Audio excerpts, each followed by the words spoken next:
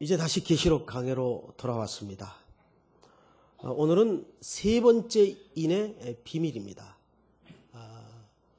자, 우리 복습하는 의미에서 또 연계성을 서로 갖기 위해서 한번 좀 기억을 더듬어 볼까요? 첫 번째 인의 비밀은 그 내용이 어떤 색깔의 말이 등장을 했습니까? 흰말. 자, 흰말은 뭘 상징한다고 보았죠? 적그리스도를 상징한다고 보았습니다. 그리스도처럼 가장한 적그리스도를 상징하는 것이다. 속기 쉽다 그 말이죠. 그리고 두 번째 인을 띄었을 때 그 안에 등장한 말은 어떤 색깔의 말이었습니까? 붉은 말. 붉은 말이 뜻하는 바는 뭘 내포하고 있다 그랬죠?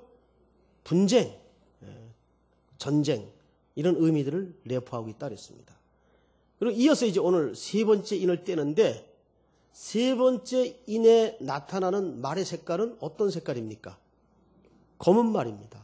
그래서 오늘은 도대체 검은 말이 뭘 말하고 싶은 걸까? 우선 본문으로 좀 들어가 보십시다. 5절을 보시니까 셋째 인을 떼실 때에 내가 들으니 셋째 생물이 말하되 오라 하기로 내가 보니 검은 말이 나오는데 검은 말이 등장을 하죠. 그런데 그 탄 자가 거기에 누가 탔어요? 손에 뭘 가졌어요? 저울을 가졌다 그랬어요. 저울. 자, 이제 이 부분을 좀 우리가 의미를 해석하고 넘어갈 필요가 있어요. 저울은 당시 헬라 사람들의 개념이나 또 히브리 사람들의 의미 속에는 이 저울이라는 말 자체가 멍에라는 의미가 담겨져 있습니다. 멍에. 그런데 그 단어적 의미는 차치해 두고라도 저울은 뭐 할 때 사용하는 물건입니까? 저울. 옛날에는 참 저울을 많이 썼어요. 그죠? 주로 저는 이제 엄마 심부름으로 쌀을 사러 가면은 그 저울이 있었어요. 그리고 푸주간이나 이런 데도 저울이 있었죠. 저울은 주로 경제적인 활동의 대표적인 상징을 나타내는 물건입니다. 그렇죠? 저울을 가졌어요. 저울. 근데 이것 가지고도 이게 도대체 뭘 말하고 싶은지 의미가 이렇게 확 들어오질 않아요. 그런데 6절을 보세요. 6절에 보니까 검은 말 탄 자가 손에 저울을 가졌고 또 내가 네 생물 사이로부터 나는 듯한 음성을 들으니 이르되 한 데나리온에 밀이 몇 대입니까? 한 대요. 또 한 데나리온에 보리가 석대로다. 자, 이제 보세요. 이 수치가 도대체 뭘 말하고 싶은 걸까? 우선 한 데나리온에서부터 얘기해 보십시다. 한 데나리온이라고 말할 때는 이 당시 노동자가 하루 일해서 받는 최저임금 품삯입니다. 노동자가 하루 죽어라고 일을 해서 받는 최저임금을 한 데나리온이라고 표현을 해요. 적은 임금을 묘사할 때 한 데나리온이다 이렇게 얘기를 해요. 그러면 이 정도 금액을 가지고 그 당시 살 수 있는 식품이나 물건이 어느 정도일까? 이 화폐 가치가 어느 정도일까를 보면 이때 한 데나리온을 가지고 밀을 8대를 살 수가 있습니다. 몇 대요? 근데 오늘 성경에는 몇 대로 묘사되어 있습니까? 한 대. 그러면 이게 지금 물건값이 쌉니까? 비쌉니까? 비싸도 몇 배나 비싸요? 8배가 비싸요. 8배가. 그리고 또 한 데나리온을 가지고 보리를 몇 대를 샀어요? 석 대를 샀어요. 근데 이때는 한 데나리온을 가지고 보리가 보통 시중가에 몇 대를 살 수 있는가 하면 48대를 살 수가 있어요. 그러면 이게 지금 몇 배입니까? 48배면. 16배가 비싼 거예요. 48 나누기 3하면 3일은 3, 18, 3, 6, 18. 떨어지죠? 예. 자, 지금 이 두 개의 수치가 결국은 뭘 말하고 싶은 건가 하면 물건값에 식품값에 폭등을 얘기하는 거예요. 폭등. 이걸 오늘날 우리 경제적인 용어로 뭐라고 얘기할 수 있습니까? 인플레이션. 인플레이션.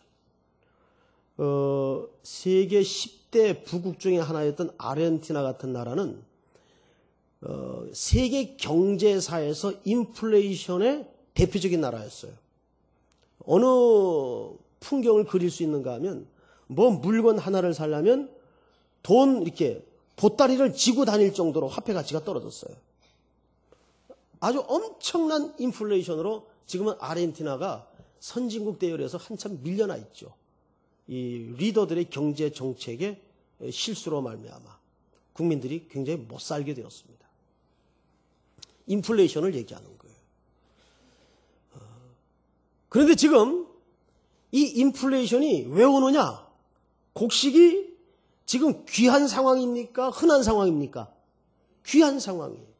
이거를 다른 말로 성경적인 묘사에서는 또다시 뭐라고 표현을 하는가 하니 기근이라고 얘기를 합니다. 즉 이거는 뭘 말하고 싶은 걸까요? 말세에 나타나는 징조 중에서 기근에 해당하는 징조를 묘사하는 겁니다. 자, 이게 검은 말에 말하고 싶은 상징이에요. 말세가 되면 온 지구에 뭐가 임한다? 인플레이션을 통한 기근이 임한다. 경제학자들의 말에 의하면 인플레이션보다 더 심각한 위기를 초래할 수 있는 게 디플레이션이라고 그래요.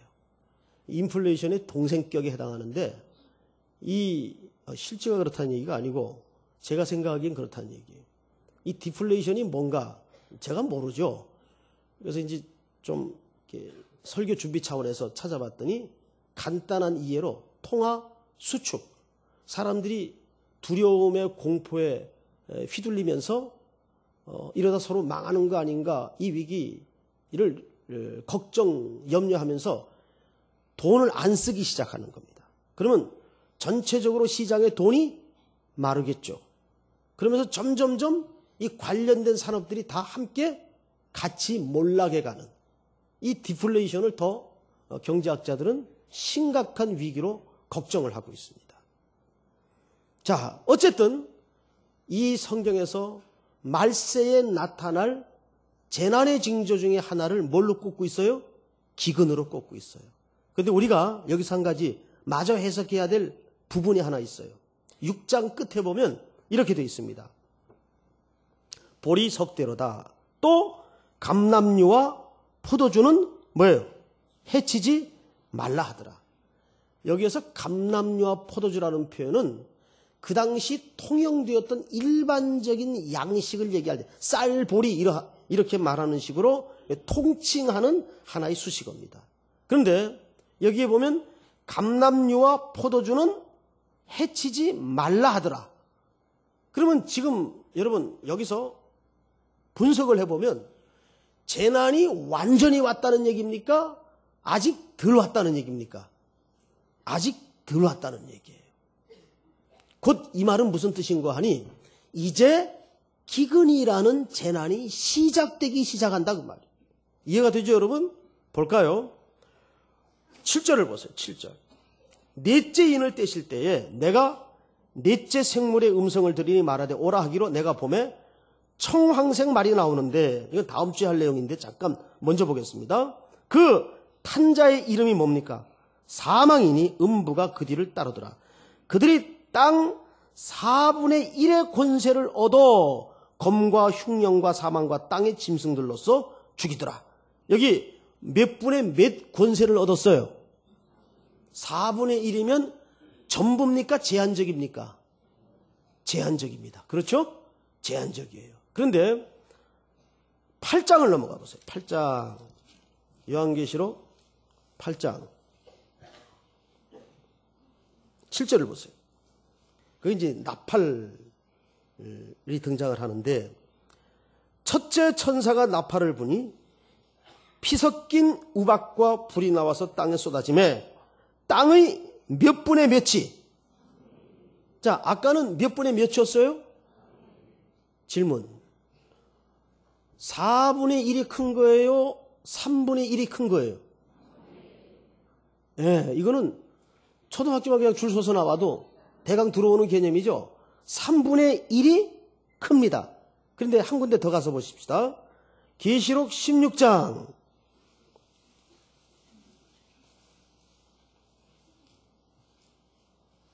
16장. 또 내가 들으니 성전에서 큰 음성이 나서 7 천사에게 말하되 너희는 가서 하나님의 진노 7 대접을 땅에 쏟으라 하더라.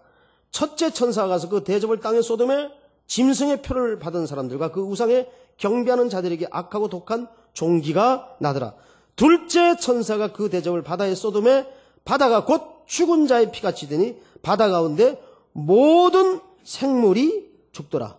여기에는 범위가 4분의 1을 지나서 3분의 1을 지나서 여기 와서 범위가 어느 정도 확대됐어요? 전부로 확대가 됩니다. 전부로. 이거는 무슨 과정을 얘기하는 거예요? 점진적인 재난에 심화되고 확대되는 과정을 설명하는 겁니다. 자, 그러면 이게 도대체 뭐냐? 지금은 뭐예요? 지금은 첫째 상징이 뭐였어요? 적그리스도. 두 번째는 각 나라와 민족과 민족이 분쟁. 그 다음에 세 번째는 기근이에요. 자, 이거를 예수 그리스도께서 이미 정확하게 생전에 이 땅에 계실 때 이런 예고를 하셨습니다. 마태복음 24장을 넘어가 봅니다.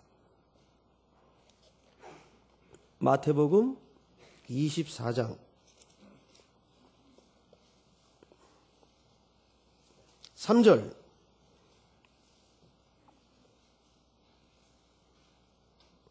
제자들이 이제 먼저 물어요. 3절. 예수께서 감람산 위에 앉으셨을 때에 제자들이 종영이 와서 이르되 우리에게 이르소서 어느 때에 이런 일이 있겠사오며 또 주의 임하심과 세상 끝에는 무슨 징조가 있사오리까? 자, 보세요. 자, 앞을 좀 잠깐 봐주실까요? 제가 이 계시록 강의를 하면서 여러분들과 종말에 대한 개념을 2 스테이지로 갖고 있어야 된다 말씀을 드렸어요. 자, 종말은 언제부터 언제까지가 종말이에요? 예수 그리스도의 십자가의 사건부터 언제까지가 종말이에요? 다시 오시는 그날까지가 종말이에요. 그런데 이걸 종말이라고 하고 말일은 언제예요? 말일은 말 그대로 예수님 오시는 그날이 말일이에요. 그날이 끝나는 날이에요. 그런데 종말에 벌어질 일과 말일에 벌어질 일이 같다 틀리다 그 말이에요. 자, 그 질문을 지금 제자들이 한 거예요. 그래서 예수님이 4절 대답합니다. 예수께서 대답하여 이르시되 너희가 사람의 미혹을 받지 않도록 주의하라. 많은 사람이 내 이름으로 와서 이르되 나는 그리스도라 하여 많은 사람을 미혹하리라. 자, 이건 어떤 재앙을 얘기합니까? 적그리스도의 출현이에요. 이게 언제 일어난다는 얘기예요?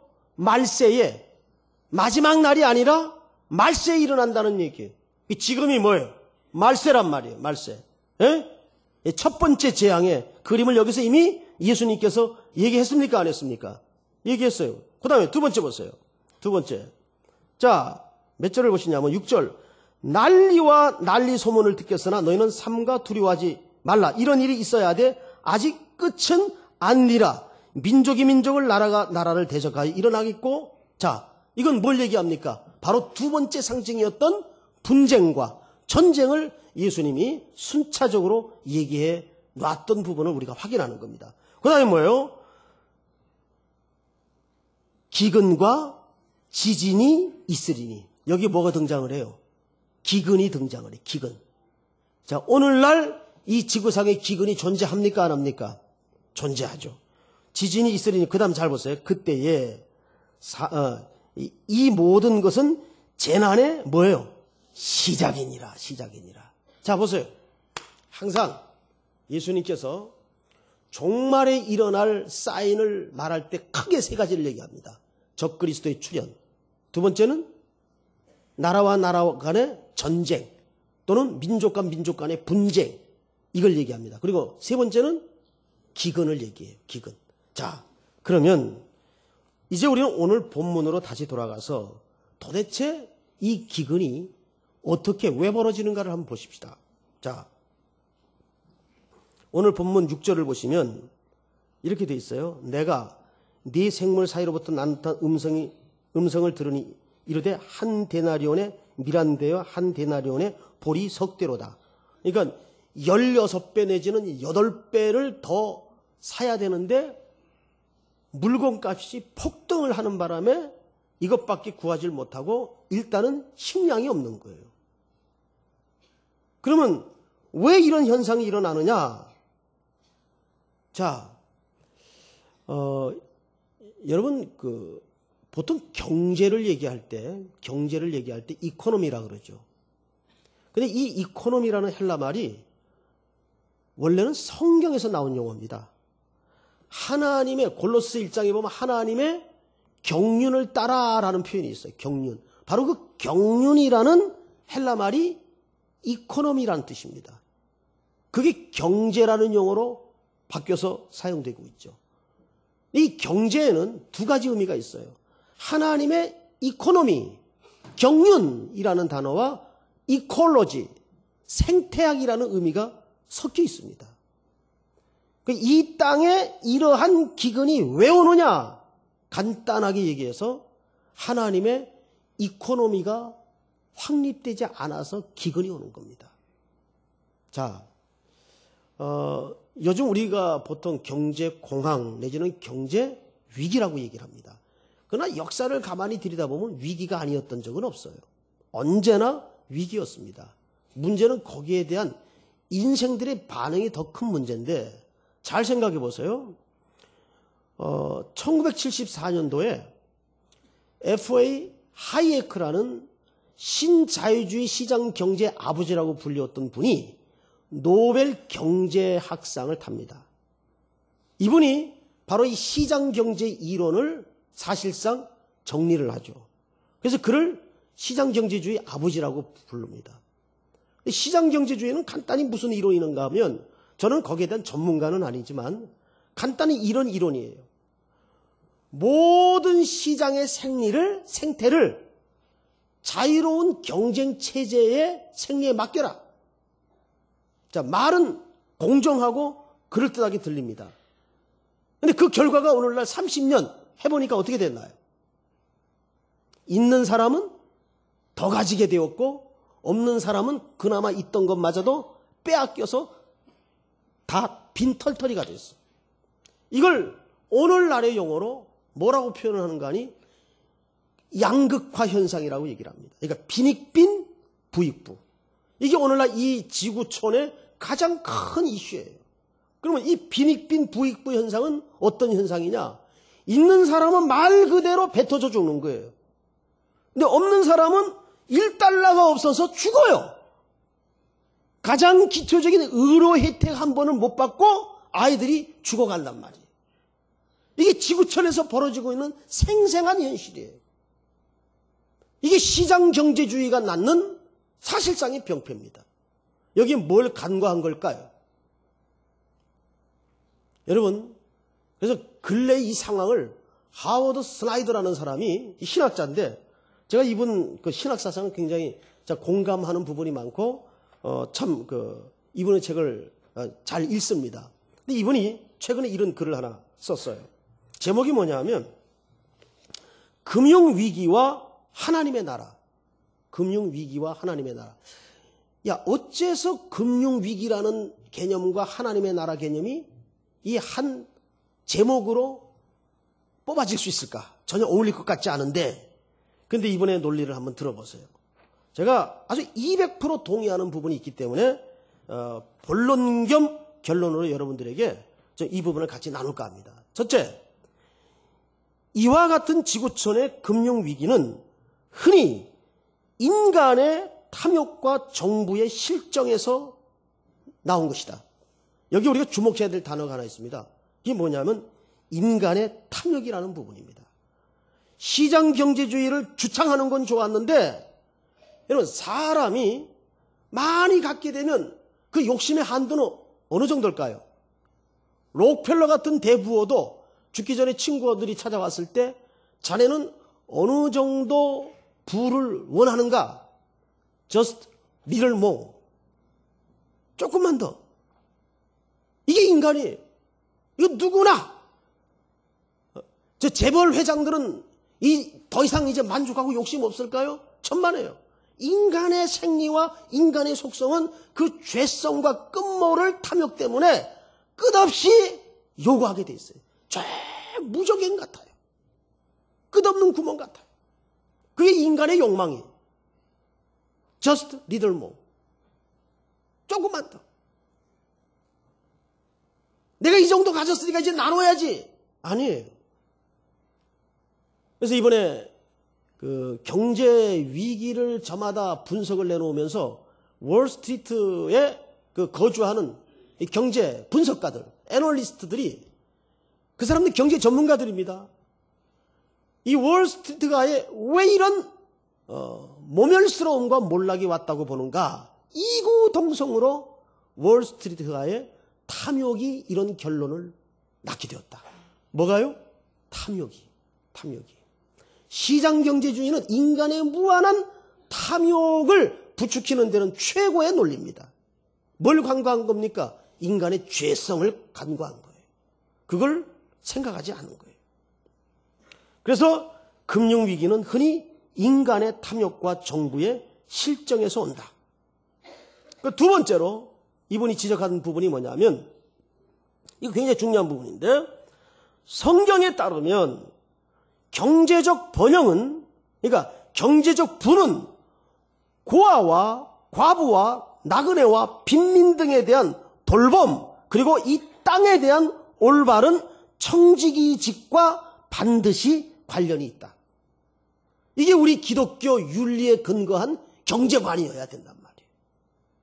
그래서 요즘은 워렌 버핏이나 또는 빌 게이츠 같은 사람이 하나님이 자기들에게 허락한 그 엄청난 부를 천문학적인 숫자를 사회에다가 기부하고 또 내놓는 경우를 볼 수가 있어요. 그나마 미국 사회는 이 기독교 윤리가 바탕한 사회이기 때문에 그런 생각들이, 그런 정서들이 가능해요. 그런데 죄송한 얘기지만 우리나라는 천민자본주의가 처음부터 들어왔기 때문에 그 미국에서 출발한 시장경제주의의 그 논리만 따와서 도입한 나라이기 때문에 거기에 철학이 없어요. 돈의 철학이 없고 경제의 철학이 없단 말이에요. 그러니까 재벌 가든의 그런 독점과 독식이 가능해지는 거예요. 그리고 더 먹기 위해서 중소기업이나 약한 자들을 마음껏 시장경제 논리라는 그 팔비틀기 경제 힘의 논리에 의해서 줄을 세우고 짓밟는 경우들이 비일비재하다 그 말이에요. 제가 그 노차사라는 노래집이 있습니다. 그 노차사가 뭐냐면 7, 80년대 경제개발 성장 시대에 군부 독재하에서 그 어두컴컴한 반지하에서 미싱 앞에서 페달을 밟으며 이 경제를 일구었던 아이들을 슬픔으로 노래한 그 노래집입니다. 거기에 가사에 보면 이런 가사가 나와요. 빨간 꽃 노란 꽃 꽃밭 가득 피어도 하얀 나비 꽃나비 담장 위에 날아도 따스한 봄바람이 불어 또 불어도 미싱은 잘도 도네 돌아가네. 이게 굉장히 경쾌한 리듬이에요. 예. 빨간 꽃 노란 꽃 꽃밭 가득 피어도 하얀 나비. 굉장히 경쾌한 리듬이에요.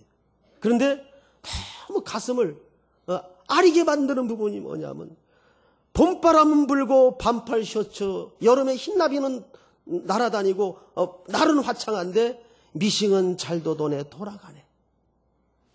얼마나 마음이 아픈 애잔한 노래입니까? 우리가 다 그 시대를 겪고 살아왔단 말이에요. 그런데 이제는 한국교회나 한국경제도 이 부에 대한 철학을 가지고 있어야 돼요. 그거는 기독교 윤리입니다. 자, 이분이 이런 얘기를 해요.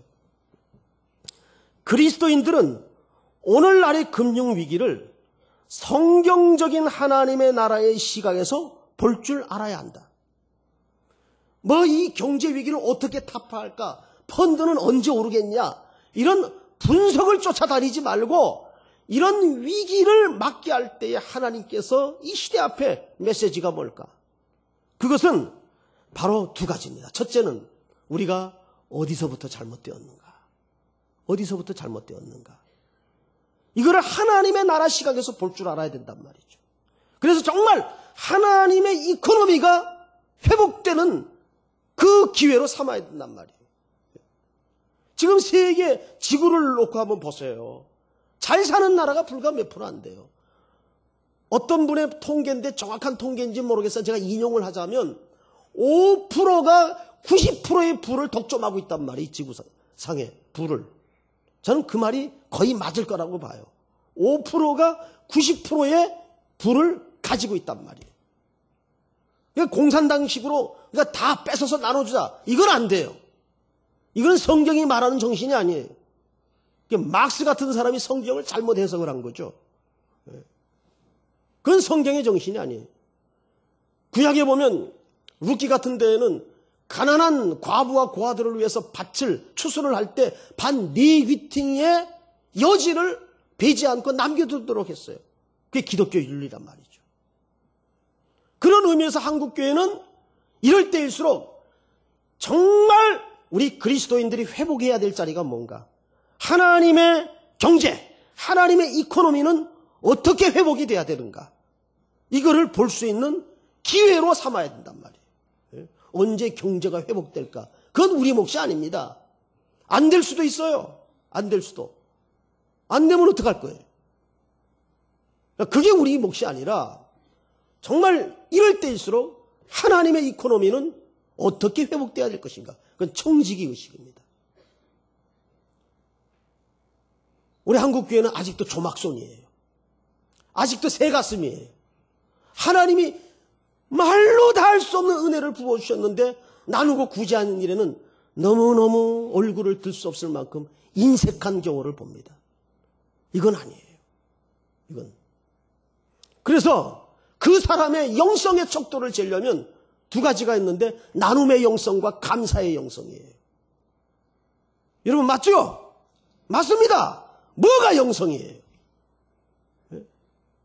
성령책 옆구리에 끼고 심장 가까이 갖다 대고 오흠 하는 게 영성입니까? 이건 잘못된 영성이에요. 목소리 내리 까는 게 영성입니까? 아주 잘못된 영성이에요. 그건 영성이라고 하는 게 아니에요. 외식이라고 합니다. 교만이라고 합니다. 참된 영성은 감사의 영성이에요. 그리고 두 번째는 나눔의 영성이에요. 이걸 한국교회가 회복해야 돼요. 이것이 안 되기 때문에 가진 사람은 창고가 미어터질 정도로 갖고 있고 없는 사람은 가장 인간다운 치료 하나 혜택을 못 받고 쓰러져 죽어가고 있단 말이에요. 왜 이런 양극화 현상이 일어났을까? 기독교의 윤리가 사라졌기 때문에.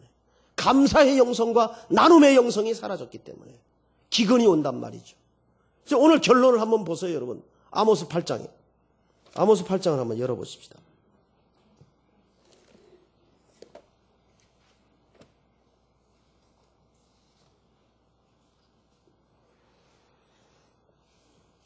(8장) 11절을 우리 한번 같이 읽겠습니다. 이게 오늘 결론입니다. 11절 다 같이 시작.